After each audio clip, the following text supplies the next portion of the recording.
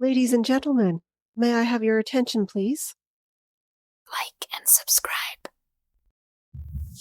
Welcome to the Sit, Walk, Work podcast, a show about paying attention. My name is Dominic, and in today's episode, we're going to be touching on a couple key topics: expansion and growth, compassion, meditation, and how we can do these things in a way that is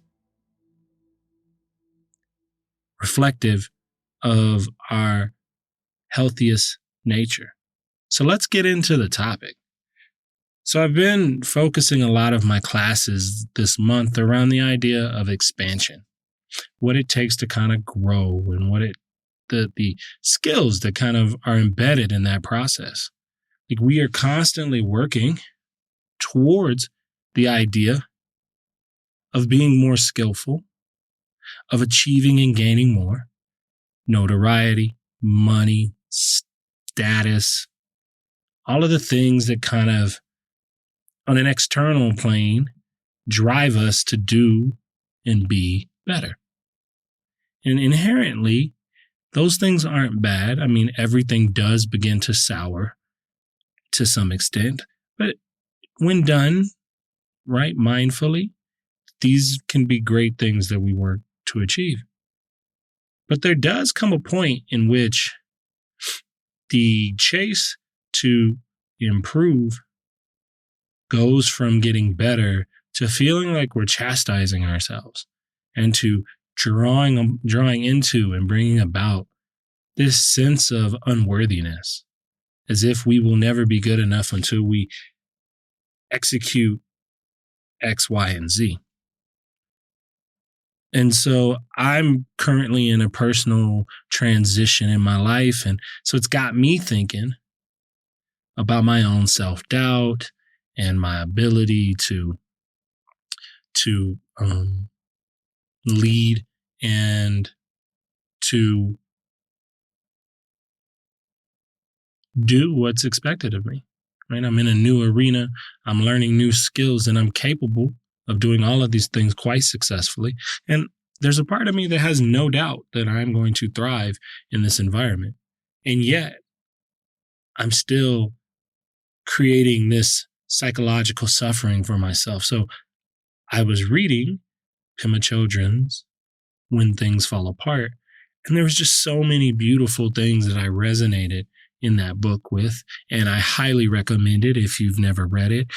Depending on where you are in your journey, it could prove to be quite beneficial and useful in helping you to process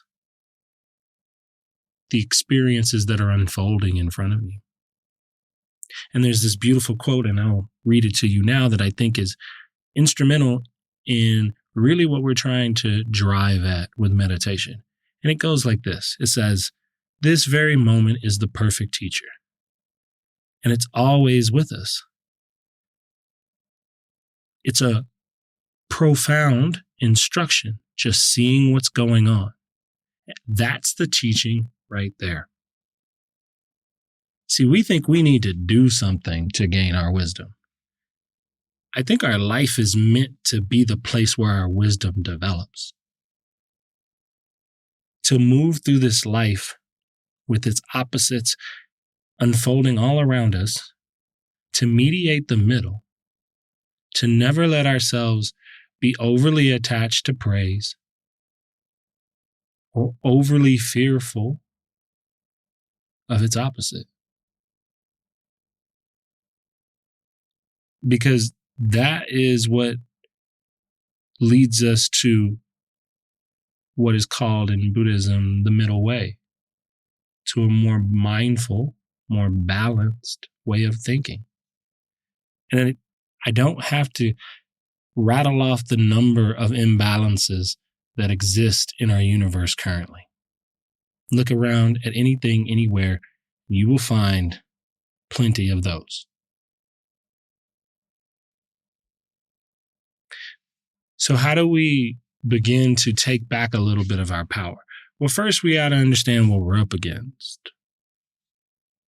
And I learned, again, in When Things Fall Apart, there's something that she talks about the idea of the 8 worldly dharmas. And these are kind of opposites that exist. There are 4 things and they're opposites, hence the 8.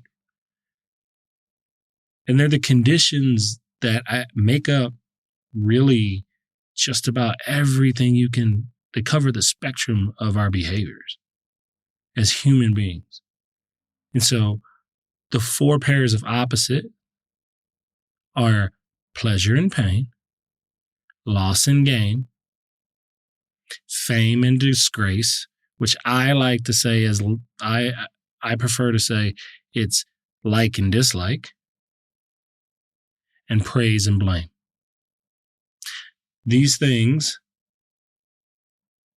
either attempting to hold on to them or attempting to avoid them, are where we find ourselves caught up in our pain and suffering cycle. And there's a lot to be said for that. This idea of we should embrace our pain. And I'm not saying we should become masochists by any stretch of the imagination. I am saying we should stop pretending that it doesn't exist and trying to stifle it in such a way that it won't bother us. Because all it will do is bother us and create more of that psychological suffering and pain. No different than I'm saying we shouldn't appreciate and enjoy the beauty that is life. There are beautiful things about life, sunsets and great meals and beautiful bodies and lovely sounds and wonderful drinks and eats and all the things that bring deep pleasure to us. But when we become so overly attached to always needing these things, we also invite in suffering, pain for when they're gone, or for our inability to have them. And it's using practices to bring us back to the middle, to balance us out, to teach us how to be compassionate with ourselves, the totality of ourselves, which is so crucial to living a life of pure freedom. To know that you can move through the world without anything gripping too tightly to you. You can dissolve yourself of that. And so one of the practices that comes out of that book is a practice called Tonglen. And it's this idea, this use of meditation and visualization that we utilize as an effort to help generate and create a bit of psychological safety and really reprieve from this daily bombardment of suffering or pain. Like, there's an easier way to do this. Like, things are so hard. We've got to learn how to make things a bit easier for ourselves. And so this idea of using Tonglen to do that, in the practice, it's a combination of using breathing techniques as well as some visualization techniques to really expand our capacity to understanding that suffering is not it's not unique. Like, you aren't special because you're enduring things. We're all enduring things as we speak. And because it's something that happens to all of us, and we are so often focused on just ourselves that we miss the fact that this is a universal problem. So it helps to reconnect us and ground us into that universality of what it means to actually be human. It creates space for us and in our lives so that we can be a bit more relaxed. And so I'd like for us to begin to practice this concept a bit in the form of a meditation. So if you're in a place where you can make yourself comfortable and maybe even close the eyes, please follow me into this next part of the practice, where I'm going to ask you to begin to settle and relax.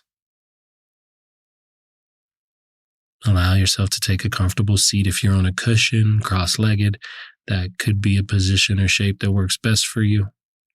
Or if you're simply just in a chair, seated firmly with your feet flat on the floor, notice that in either shapes, your spine is nice and elongated, almost if it's each vertebrae stacks on top of one another, like a stack of coins, even and balanced. We do this so that you have space to breathe. As I mentioned or alluded earlier, breath is a part of this meditation, but breath as a practice is just a better way for helping you to connect to the present moment. When our spine is collapsed or not in its best posture, we can often have our breath restricted, which restricts our practice. Your hands take a comfortable resting position in your lap, in each other, in a place where the movement of them will minimize. You would like for that to happen because it will then give you the ability to be still. And the stiller you can be in body, the stiller your mind can become, and the more you're able to observe.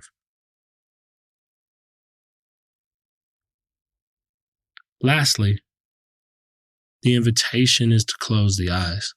For safety concerns, if you're in a position where you can't do that, let your eyes rest comfortably somewhere slightly out in front of you, where they're kind of focused on an object just a couple inches or meters in front of you. Again, the eyes can begin to close or they can begin to steady. And these are the foundations for your practice. You're going to be tempted to move, to adjust, or to fidget. But before you give in to that temptation, I will invite you to sit with the experience and bring to it that neutrality of mind, that balance, that mediation of the middle. To observe it a bit compassionately, a bit curiously, and to observe everything that arises today in your practice with that attitude. See, we often think that we're doing this so that we can make the mind stop thinking. No. We're doing this so that we can understand the nature of everything around us, to include everything within us. And if so, a bit of pockets of stillness occur, well, great. But again, if that is the pleasure that we are grasping for, that moment when everything stopped, you have now created a new condition for you to suffer. And the goal of our meditation practice isn't to create more suffering, but rather less.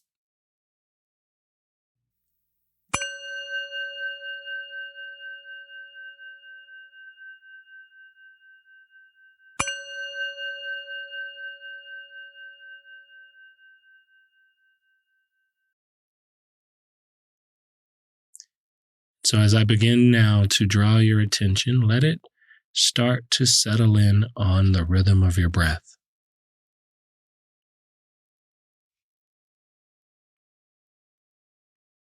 In observing the breath, we simply watch the breath come and go. we will have different instruction or cues in the practice to do things with the breath. But for now, just let the body breathe itself. Taking a couple minutes here to be with your natural breath rhythm.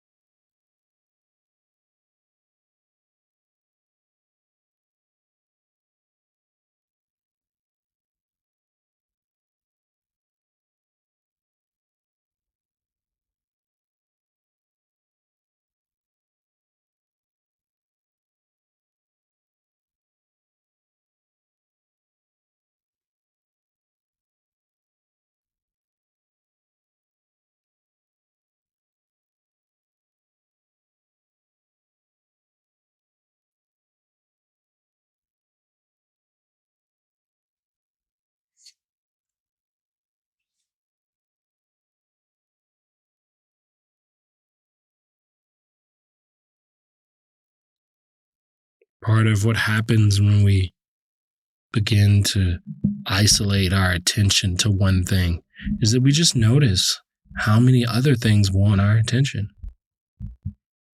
Your body might be starting to poke at you a little bit. You might have a very busy mind with lots of thoughts and lots of noise and lots of chatter.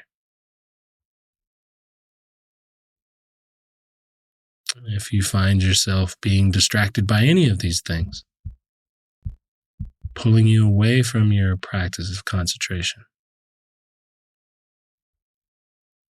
simply notice that you were thinking or feeling or hearing something. Kind of strip the labels back a little. And then go back to observing the breath.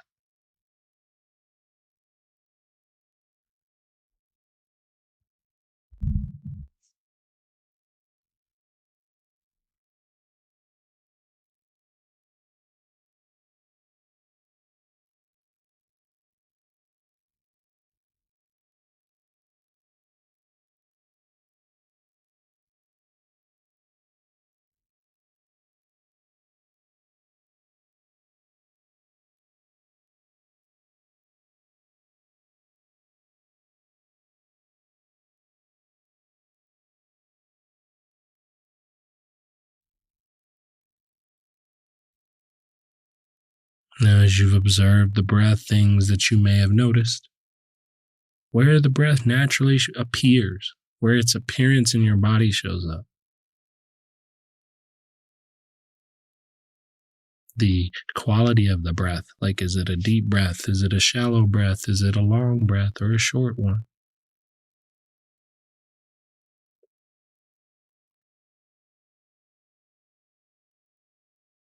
What is the rhythm of your breathing? Is there a high tempo or a low tempo to the breath?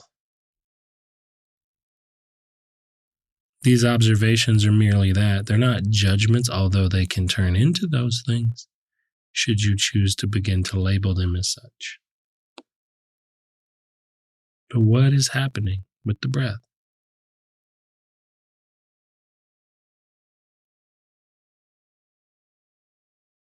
One of the things that is most noticeable is that the breath moves the body.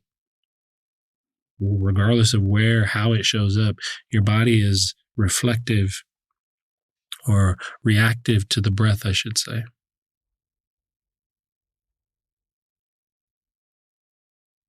And we're going to begin to overlay the breath and the attention so that they work in conjunction with one another to cultivate the practice. And so I want you to bring your attention now to the center of your chest. Find your heart move to the center of your chest. And I want you to imagine that with each breath, you're breathing from that center. Each inhale and exhale is moving in and moving out from that center of your chest. That is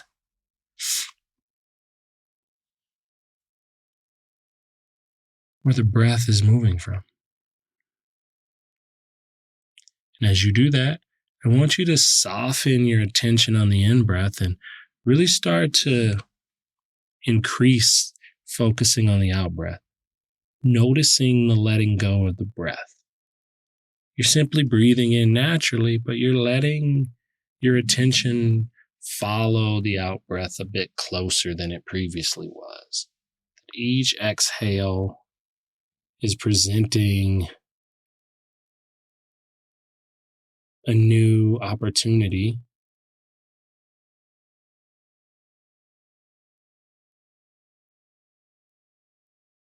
for you to observe the breath changing.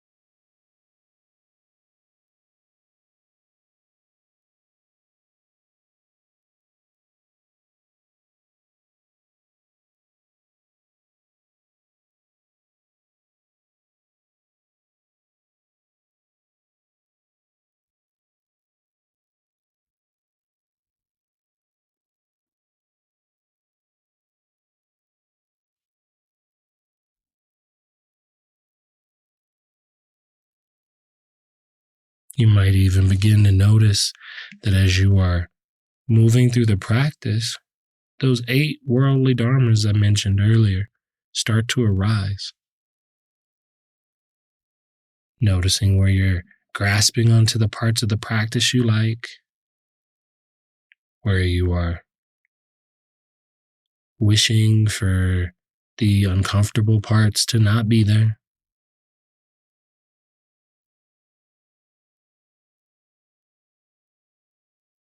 Where the judgment or the blame of maybe you're not doing it right, where these things just start to naturally occur. Like you don't have to do anything. They just arise in each changing moment of your consciousness.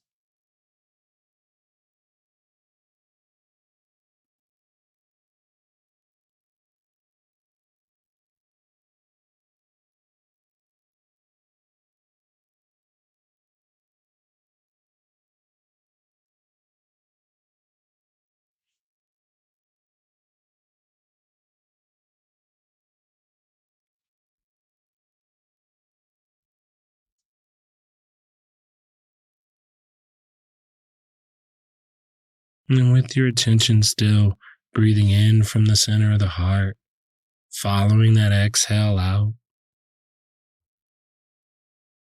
we'll begin to imagine. Well, actually, before we imagine, take a moment and recall anything that you might be struggling with at this point. It doesn't have to be a huge life-changing event, although it could be. But maybe you're just meeting some resistance. Maybe you're just not feeling great about yourself, some negative self-talk, some form of aversion, some other worry or anxiety that is arising.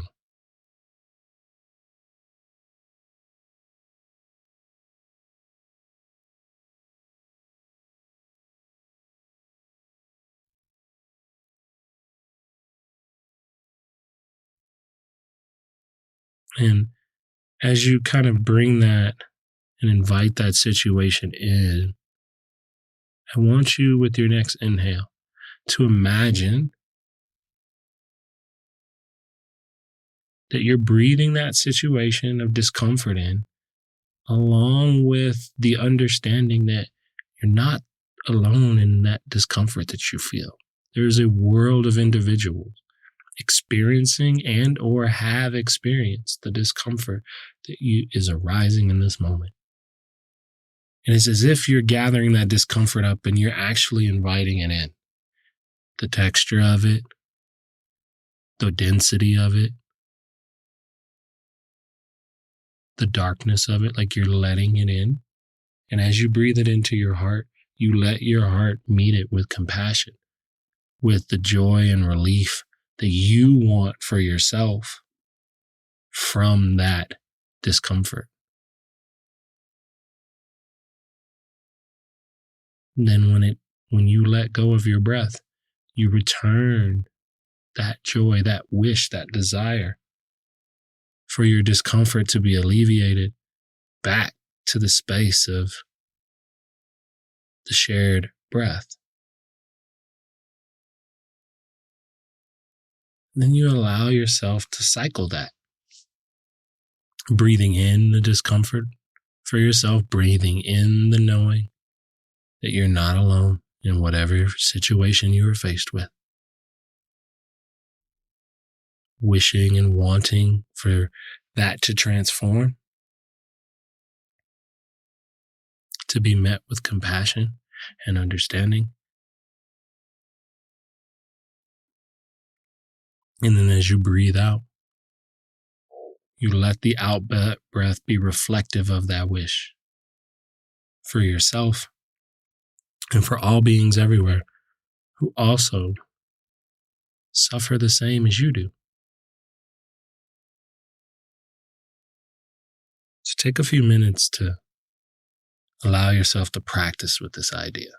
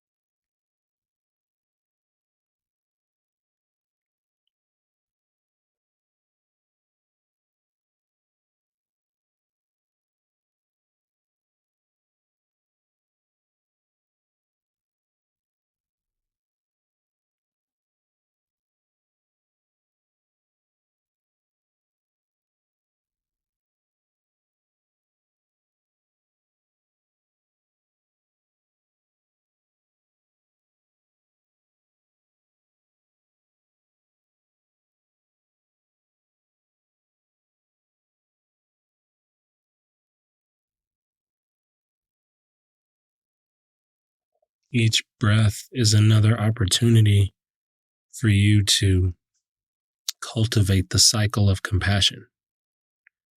It's easy when we're suffering. It's easy when we are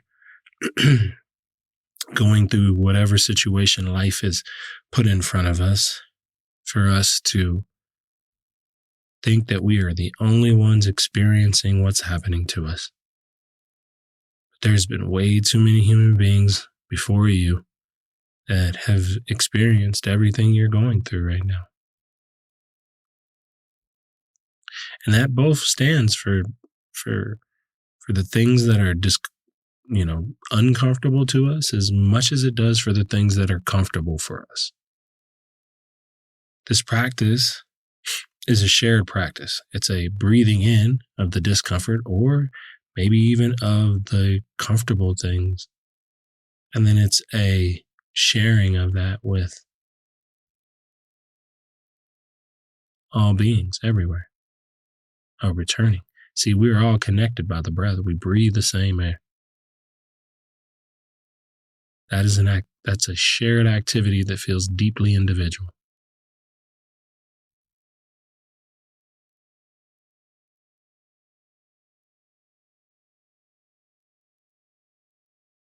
And as you continue to cycle here in this practice, notice that this practice is wrapped within a larger sphere of conscious experience. As I alluded to earlier, you weren't just sitting and observing the one thing that was happening.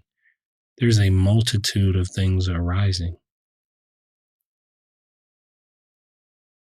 Those things arising happen in the space of your conscious awareness.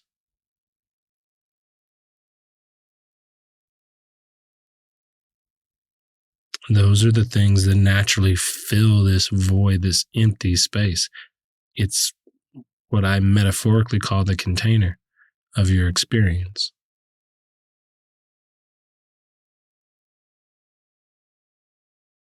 It's the part of the practice that has felt like there was enough room, enough space for everything to kind of happen.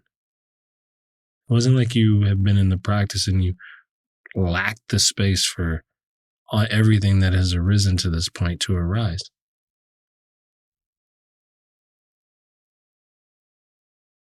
You can notice it just by bringing your attention to the open spaciousness of your visual field. With no identifiers to your physical face, there is a vast open space in front of you in which all of your practice kind of happened. But this is just another appearance of things arising in your consciousness.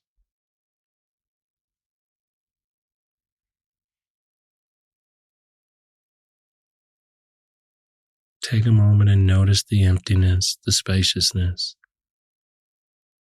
Feel the space above you, below you, behind you, beside you, and in front of you.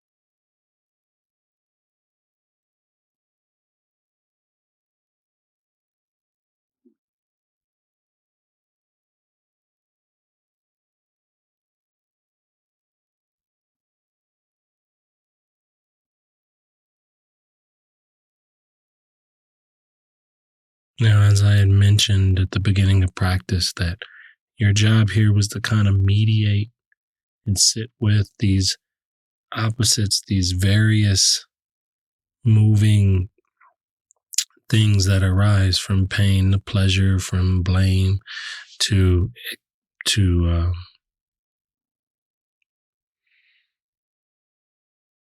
praise, and the to sit with these various changing objects from praise to blame, from pleasure to pain.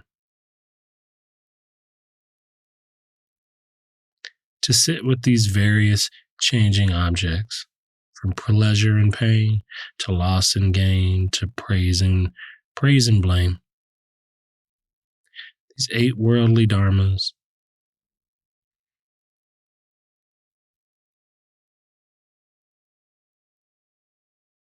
So as practice began, I asked you to sit with these 8 worldly dharmas, these pairs of opposites that naturally show up in your practice. Pleasure and pain, loss and gain, fame and disgrace, and praise and blame. All doing their part to influence your practice. And I want you to notice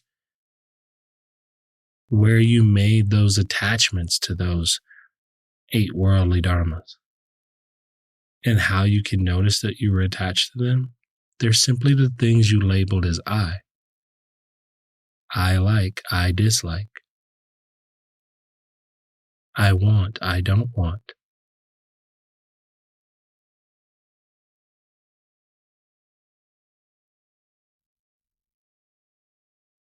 Notice how the thought of attaching the word I to the experience brings it into your world and brings it so much closer to you. And what happens if you drop that label to be with your experience?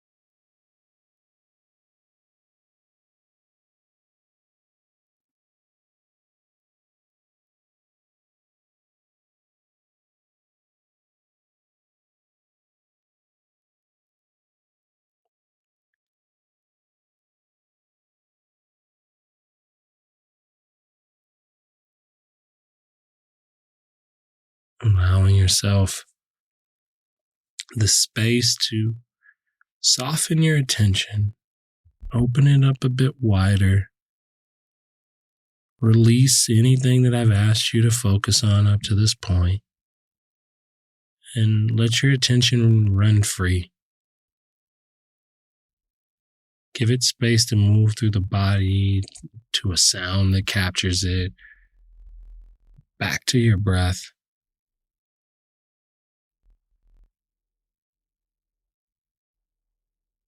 Remembering that there's never anything that has to come from your practice. Your practice is a place for observation, not your demands. And that simply being with whatever chose to appear in your practice is enough.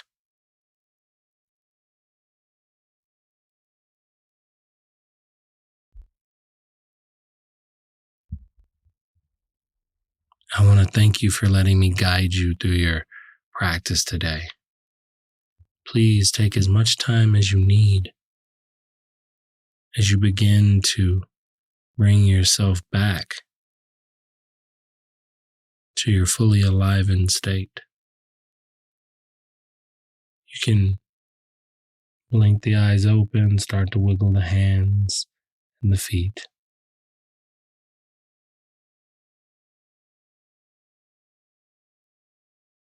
And until we practice again, may you be well.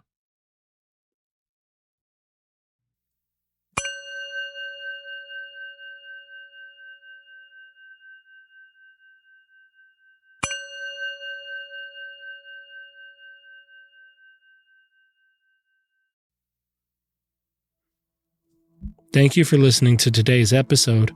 I invite you to check out my Substack, where we are building a community of like-minded individuals to discuss all topics related to the idea of paying attention. I hope to see you there. But until then, with metta, may you be well. That's the beauty of it.